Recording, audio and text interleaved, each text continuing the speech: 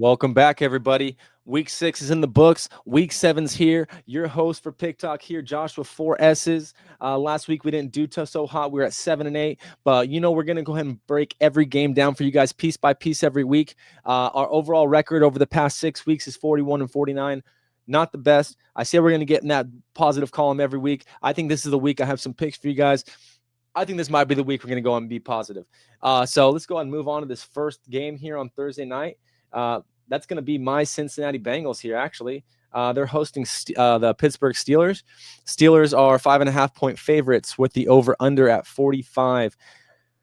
Pittsburgh's coming in here at first in the AFC North at 4-1, and Cincinnati is coming in here at second, 2-4. Haven't won a game since Burrow went out, losing 4 straight for the Bengals. It's not too impressive, but what their schedule they have faced the Lions, the Packers, Denver, Minnesota. I mean, that's a pretty tough stretch if you ask me. And Pittsburgh is coming off that win last week in London versus the Browns, 23-9. Last time these two teams played last year, end of the year, Bengals did squeak out that win, but Pittsburgh did cover the 2.5-point spread. Head-to-head, these teams are 5-5, even straight up, 6-4 against the spread, leaning towards the Steelers, and 5-4 to the over/under.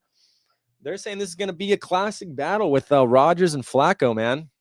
The Icy Hot Bowl is what they're calling it. I think this is the third time in NFL history 2 quarterbacks at least the 40 years of age are going to square off against each other. I think the last time that happened was Drew Brees and Peyton Manning. So it's a pretty important game, or it's going to be a pretty special game. But it is a divisional game, so I don't know if there's going to be too much scoring here. Yeah, both teams are banged up, man. Hendrickson did not participate all week, and he is not playing tonight as well. I believe we're getting Shamar Stewart back on the line. Hopefully with Hendrickson out, we can do some rotation there and maybe get some Miles Murphy some minutes, at least get some pressure on Rodgers, man, because we're going to need it. The Steelers do have the better edge here with the better defense. I could see an under game here. It is a primetime divisional game. We've talked about it. It's one of those spots that do call for an under, but I'm going to be a homer here, and I'm going to take the Bengals plus 5.5. Probably going to sprinkle some on the money line too, because this could kind of be our season, man. You go 2-5, or you can go 3-4 and be still second in the AFC North and beat the Pittsburgh Steelers, who's in first. So I think we actually need this win, but I'll be fine with taking the Bengals plus 5.5 here. I think that's probably the right side for this game. Move on this next game over here. First game of Sunday morning, London game. You got the Rams at the Jaguars. Not really at the Jaguars, like we just said. Neutral site. Rams are 3-point favorites, 45 over under. Rams are coming in off that big win over Baltimore, 17-3. They looked like they were going to lose it at first until halftime. Then they kind of kicked into gear. Jacksonville, they did lose to the Seattle last week. Seahawks 12-20. And that was in Jacksonville too. So Jacksonville's probably going to be pretty hungry here. Last time these two teams played was in 2021. The Rams do hold the straight up record of 3-1 and 4-0 against the spread. These games do lean over here at 3-1 as well. You know what? Most of the games I feel like actually lean over in the London games, man. They bring they bring the NFL product over there. And do you think these guys want to see a 6-0 game or something like that? No, they're going to put up points.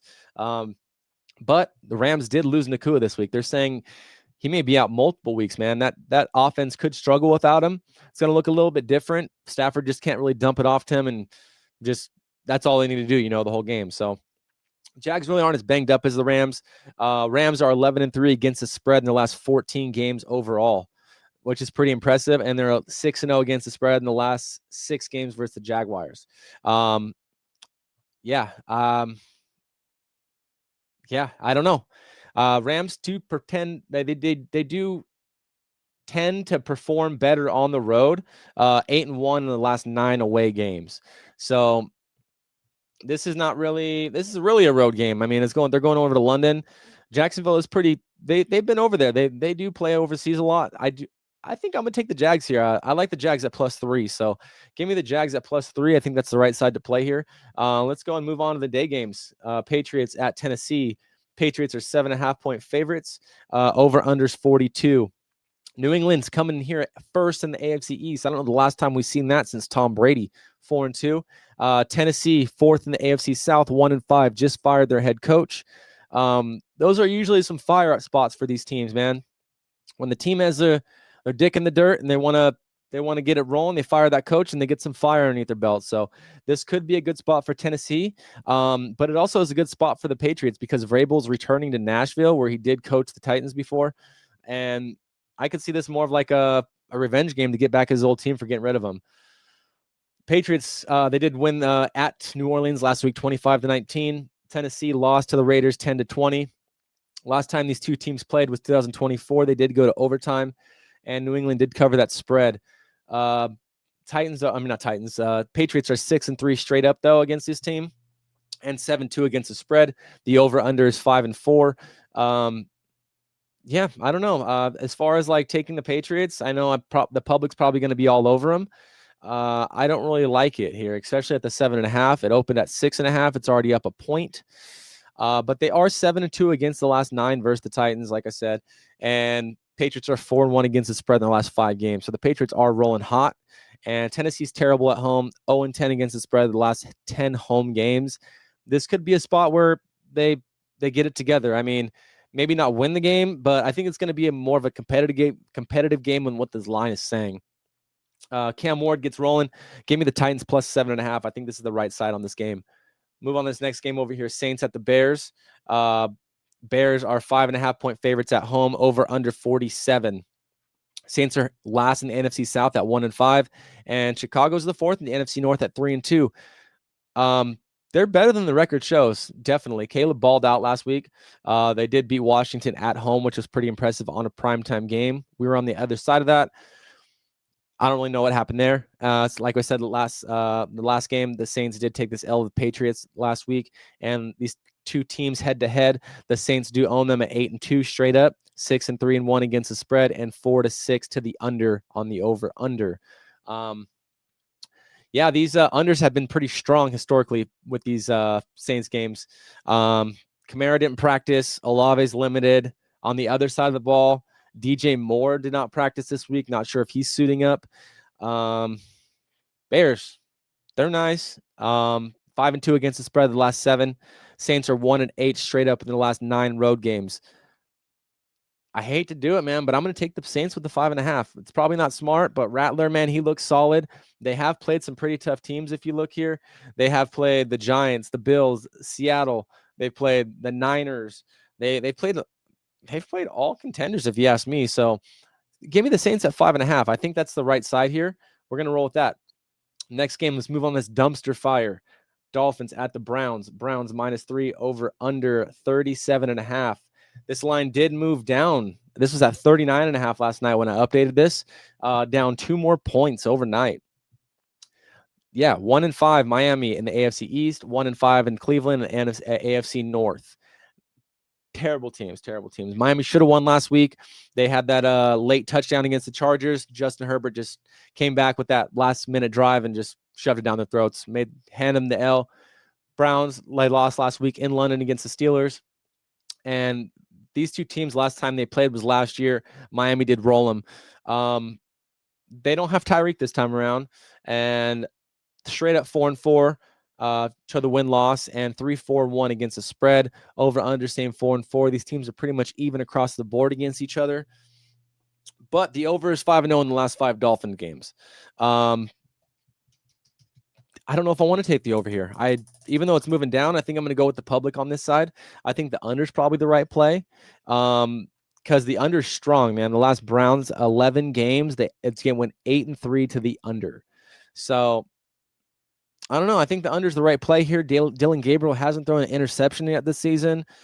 Give me the under 37.5. We're going to go ahead and take with the line movement down. We're going to take 37.5.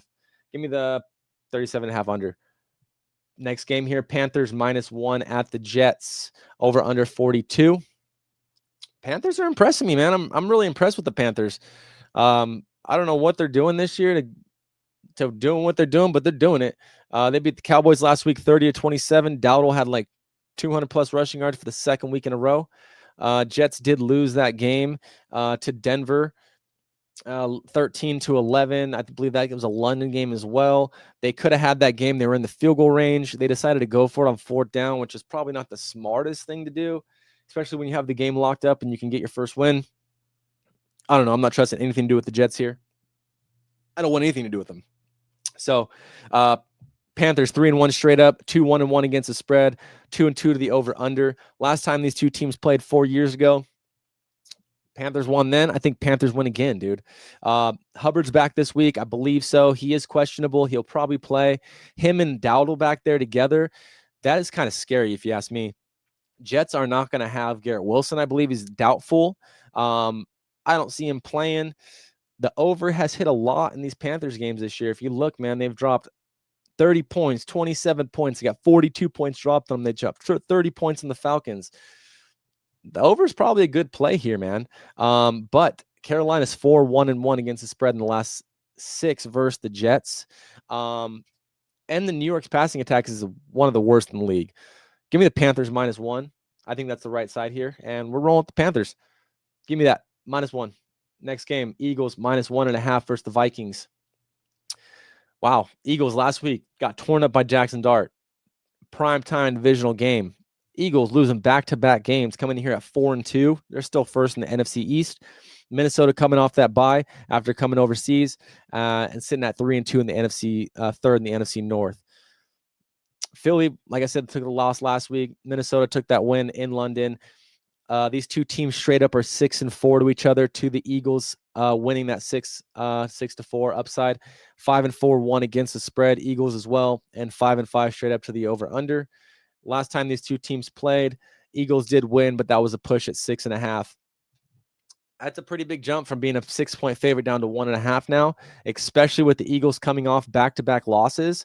But the Vikings are coming back from overseas. So, I mean, it is a weird spot for both teams here. McCarthy is listed as questionable. That's going to be something key to watch. I probably wouldn't take the Vikings if they don't have McCarthy. Jalen Carter's back for Philly this week. But the Eagles are still vulnerable, man. They're down 2. They didn't look like they knew what to run last week. Vikings defense has been pretty good. And I mean, the overs could be a play here, but I think Philly gets a win here. Give me the Eagles -1.5. I think that's the right side for this game, the only side for this game. Next game, Raiders at the Chiefs. Chiefs 13-point favorites. And then you have the over/under of 45.5. AFC battle. Raiders are 2-4. Chiefs are 3-3 coming into this game. Raiders beat the Titans last week. They needed that win. Kansas City, they beat Detroit last week. That was a pretty impressive primetime win for Mahomes and the Chiefs. I believe they are getting Worthy back this week. They're not Worthy. Rice, my bad. Rashee Rice. And straight up, these two teams, Chiefs own them 8-2 straight up. But the Raiders do cover at 6-4 because sometimes look at these spreads, 13, 11, 9, 10. I mean, some of these are almost double digits every time. The over is pretty popular here as well. It does hit 7-3 to the over. The over is probably what I'm looking here to take as well. The Raiders needed that win last week. Chiefs going to keep it rolling. The only thing that scares me is I think they're going to be without Bowers again. I think he's still out with knee issues. Jacoby Myers popped up on the injury report as well. But the Chiefs have really dominated this rivalry. Raiders struggle here. The Chiefs could probably drop 40 points on them themselves, if you ask me. And why couldn't the Raiders score 1 touchdown? So give me the over 45.5. I think that's the right side here. Next game here, Giants at the Broncos. Broncos 7.5-point favorites. That's kind of crazy. I know Broncos do have one of the better defense in the league. The over-under at 40.5. That does mean that there's going to be a little bit of defensive battle here, if you ask me. That's what the line's showing. Yeah, Giants off that huge win against Philly, and Denver off that big win against the Jets. They probably could have lost that game in London, but who knows? They ended up squeaking that win out. The Jets organization is trash, but let's move on to the Donkeys. 3-1 straight up. The Donkeys do own the Giants, but they are 1-3 against the spread. So 1-3 the under as well. I think this is probably a good spot for the Giants, man. The Giants are rolling, dude. They come in off the statement win over the Eagles. They're coming into Denver. I think that momentum carries over, dude. Denver did lose a guard, placed on IR, out multiple weeks. Not good for Denver, especially with that defensive line that New York's got, man. They got some guys up there, dude. And but they are getting Dre Greenlaw back this week, Denver. That is huge for their defense. They already have one of the best defense in the league. So it is going to be a tough task for Dart, but he tore apart the Eagles defense, and they're one of the best in the league too. So And they are coming in with the extended rest. They haven't played since Thursday. So it's going to be a little over a week's rest for them. So I feel like people are doubting Dart here, man. Give me a Dart anytime touchdown, too. Give me that. And then give me the Giants plus 7.5. The Dart touchdown is just kind of a dice roll. The pick for the game is the Giants plus 7.5. If you wanted to parlay them, that's up to you. I feel like either one of those are going to be great picks here. So move on this next game, Colts at the Chargers. Chargers 1.5-point favorites over under 48. Yeah, 48. Colts 5-1, the AFC South. They are leading that division, and the Los Angeles Chargers are 4-2, leading the AFC West. Pretty crazy when the Chiefs are in that division, but that just means the Chargers are rolling, dude. Indy 7-3. In their last 10 games. They did beat the Cardinals last week, 31-27. Chargers squeaked out that win against Miami. Justin Herbert drove them down for that game-winning drive. Like a minute left in the game, got that touchdown. That was pretty crazy. Chargers do own them here, straight up 7-2, straight up 3-6-2 towards against the spread 2, and then 2-6-1 to the under on that game. The 1.5 kind of scares me. The Colts come in here, they're pretty hot. Chargers escaped that narrow win. I don't know, man. The unders could be a play. There's two really nice defenses. I believe the unders are 3-3 in the Colts games this year, and the Chargers are 4-2 for their unders. Unders could be a play. The Chargers could have lost to the Dolphins. Then Colts are a much better team here. I don't really know if I want to do a lot of the over-unders because they feel like they've been screwing our record up. So I think I'm just going to take the Colts money line, dude. We're going to take the dog of the week, Colts money line. These are the type of picks that when we do have a negative in the win-loss column, that these do help out, when we take these dogs. So give me the Colts money line. Commanders next game here at the Cowboys, -1.5. Commanders away after taking that loss to the Chicago Bears last week. The over-under 55.5. That actually shows that this game is going to be high scoring, man. This is probably going to be a shootout here. Washington's coming in this game 3-3, second in the NFC East, and Dallas is 2-3 in the third in the NFC East. So they're right on each other's tail here. Last time these two teams played, was the end of last year. It looks like Washington did win, but they didn't cover that 7-point spread. Cowboys do hold the straight up 6-4 record against them, 3-7 against the spread, and 5-5 to the over under. So they are pretty even here. The Cowboys could be due, especially losing to the Panthers last week. Commanders are also due as well, though, man. They lost to the Bears. Both of these teams are coming back off of bounce back tough losses. So divisional battle. Both teams coming off a loss. CD's coming back this week. McLaurin's listed questionable, I believe.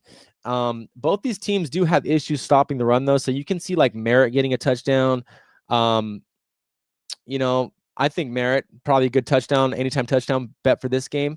Dallas 7-1 against the spread in the last 8 games versus Washington. Overs 13-6 in the last 19 meetings between these two teams. This is probably going to be a shootout.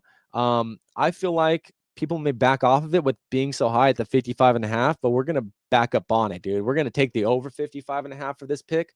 I feel like this is the only pick, and this is the right pick. Give me the over 55.5. Move on this next game here. Packers at the Cardinals.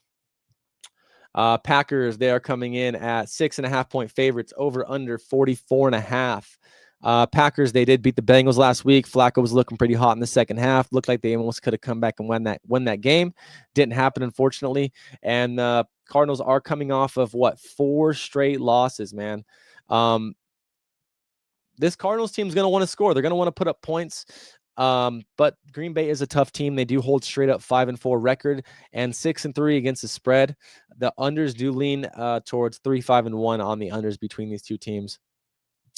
Yeah, I don't know. If Murray doesn't go, Brissett's going to be back in. Brissett held it down last week, and they were solid, man. They probably could have beat the Colts last week, and that would have been pretty impressive with the backup quarterback, if you ask me. Packers 0-2 against the spread on the road this season, but the Cardinals are also 0-3 against the spread at home. Arizona needs a bounce back. I don't know. I don't know if I want to take Arizona here because the Packers are a lethal team. especially that defense. I don't want anything to do with that. So I think we're going to take the overs. Both teams are probably going to want to score here. Give me the over 44.5. I think that's the right side here. Next game, Falcons at the 49ers. 49ers, 2.5-point favorites, over under 47. This is going to be your Sunday night football matchup. The Niners are going to be coming to this game all in wheelchairs, dude. Their team is banged up. Banged up. And Atlanta's riding off that momentum, off that big win against Buffalo last week. Buffalo almost came back. Josh Allen threw the interception, ended the game. Atlanta's got some fire underneath them right now, man. Yeah, San Francisco took the loss to Tampa Bay last week. Atlanta does hold the straight-up record 6-4 straight up, 6-4 against the spread as well, and they're pretty even on 5-5 to the over-unders. Purdy and Kittle both limited in practice. They might be back this week, but they did lose Fred Warner this last week. Season-ending ankle injury, huge for the defense, especially since they don't have Greenlaw. They traded him away. Yeah, he was their leader on the defense back there, so Niners 1-10 against the spread in the last week 7, 11, 1-10 against the spread in the last 11 week 7 games. I feel like this is a backdoor game for the Falcons. Falcons money line could be a play here.